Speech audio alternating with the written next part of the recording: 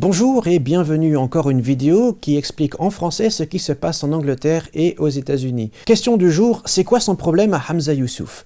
Pourquoi tellement de gens se distancent de lui et pourquoi tellement de gens lui restent fidèles alors qu'il s'est tiré une balle dans le pied avec ses commentaires sur les Syriens, les Noirs et en rejoignant l'administration Trump? Très bonne question. Mais cette vidéo va au-delà de Hamza Youssouf ou de ses idées.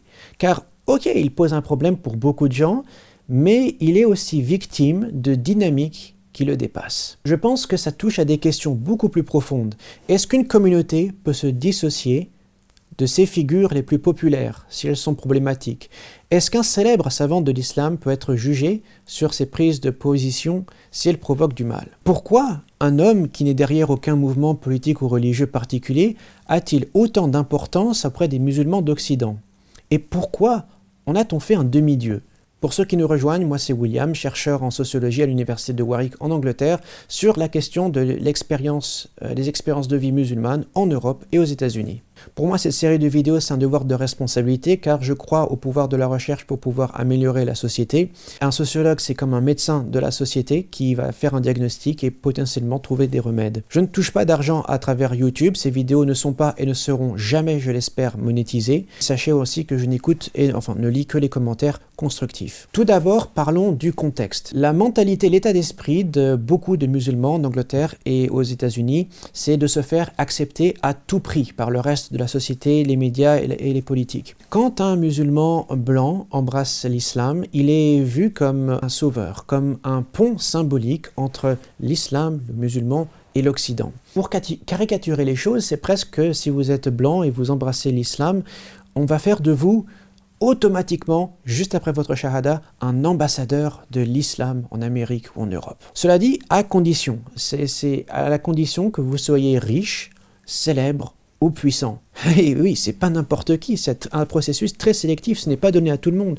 Je connais des gens qui sont beaucoup plus instruits que Hamza Youssouf, mais qui ne sont pas reconnus parce que soit ils font partie des classes populaires, ou soit tout simplement ils ne sont pas blancs.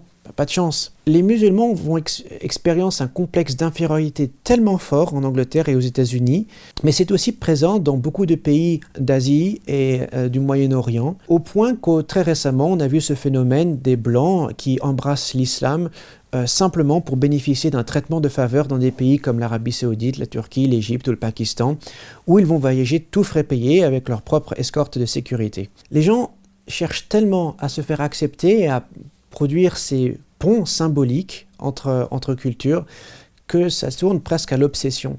Si Diams, notre amie Mélanie, était née en Angleterre, serait devenue une star en Angleterre et aurait embrassé l'islam en Angleterre, il aurait eu fort à parier, attention ne pariez pas, jeu de hasard, investissez votre argent de manière responsable, il aurait été fort à parier qu'elle aurait été invitée sur toutes les chaînes YouTube musulmanes, tous les podcasts musulmans, et aurait été payée des millions de livres sterling pour participer à des galas de charité pour des associations.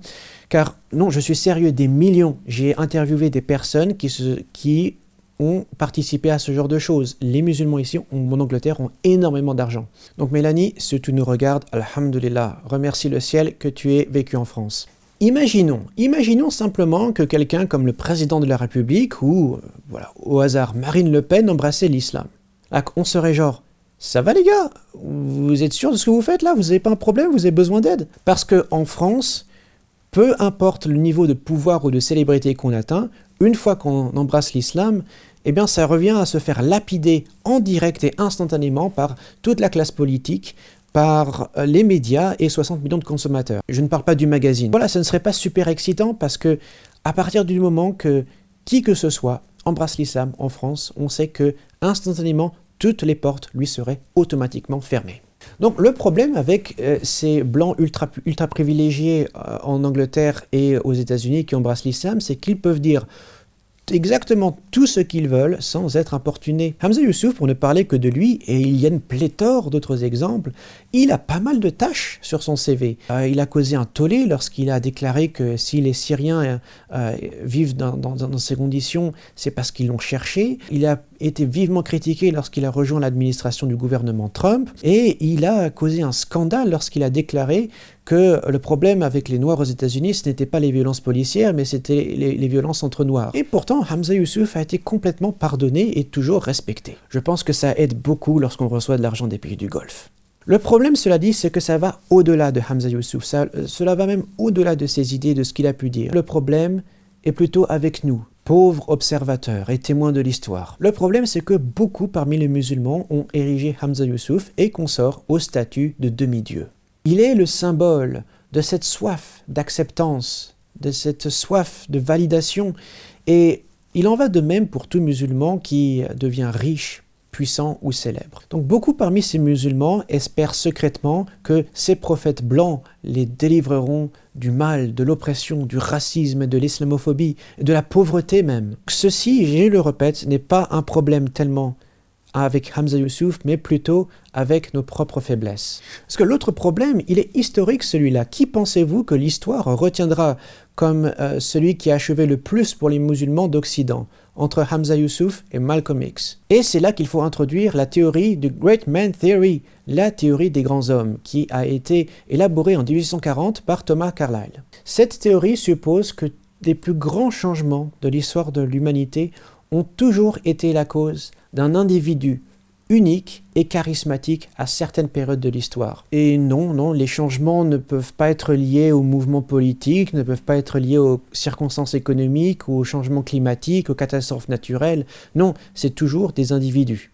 Si vous êtes historien vous-même, vous savez probablement que cette théorie est complètement bancale. Et la façon dont l'histoire contemporaine est écrite, est enseignée, est réduite de manière similaire à une série discrète de dates et de personnes clés. Et souvent, lorsque l'on doit décrire des mouvements, des initiatives qui sont le fruit de plusieurs personnes, notre conscience nous pousse à ne choisir qu'un nom.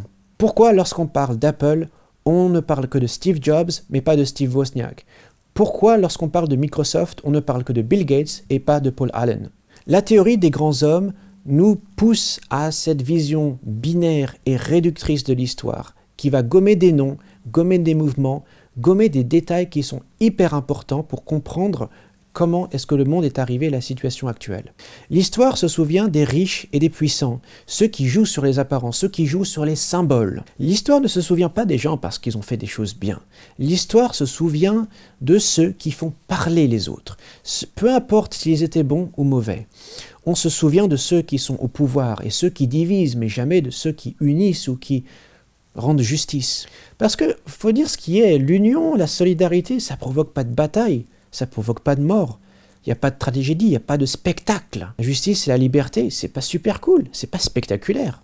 Les symboles sont extrêmement importants et vont déterminer qui va finir dans les livres d'histoire ou non. C'est pour ça que j'aimerais qu'on se prête à cet exercice provocateur et qu'on compare le capital symbolique de Hamza Yusuf et de Malcolm X. Hamza Yusuf a créé la première université musulmane officiellement reconnue en Amérique, Zaytuna College. On se souviendra de lui pour ses podcasts avec des figures renommées comme Jordan Peterson.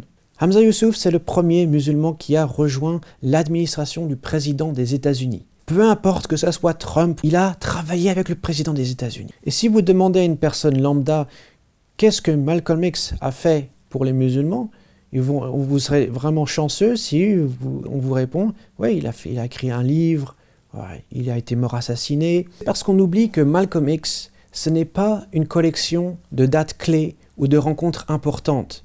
Malcolm X, c'est l'histoire d'une vie, c'est l'histoire d'une idée, c'est une philosophie, c'est une progression, c'est un voyage, c'est un cheminement vers la liberté et la justice qui ne peut pas se traduire en nombres, en chiffres.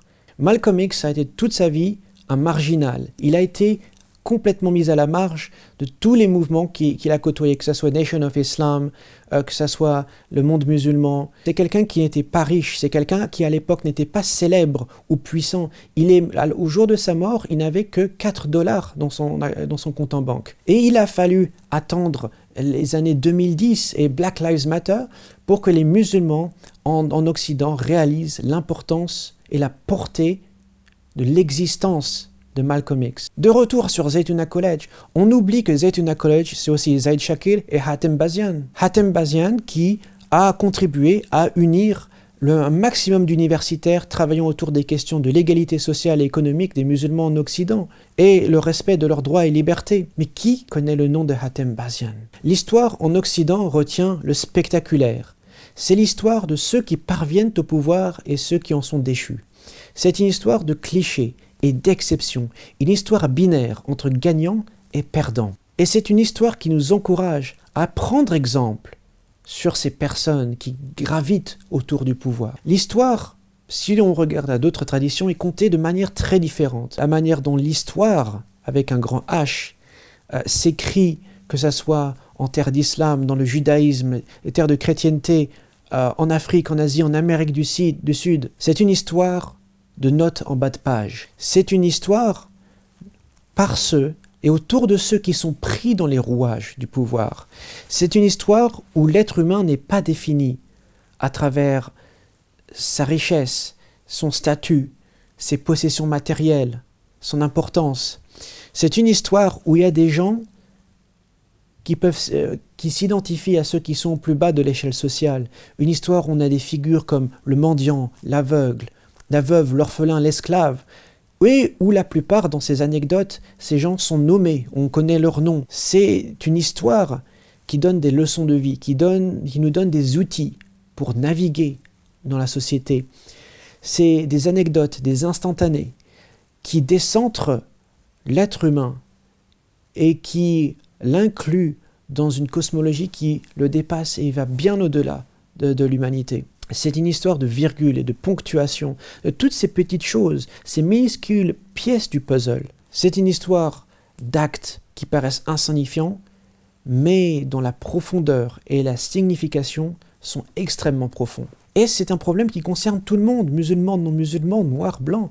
L'histoire de France, par exemple, sous la royauté, ce n'est pas la vie des rois et de leur cour, c'est l'histoire de personnes comme vous et moi, des personnes ordinaires, avec toutes leurs contradictions, avec tous les mouvements de contestation. On ne peut pas réduire l'histoire d'un pays ou d'une nation aux figures qui sont au pouvoir. Il est de notre ressort d'archiver et de se souvenir de ceux qui, en dépit de tout et de tout le monde autour d'eux, ont continué à choisir et à faire les bons choix. Peu importe s'ils sont célèbres ou pas.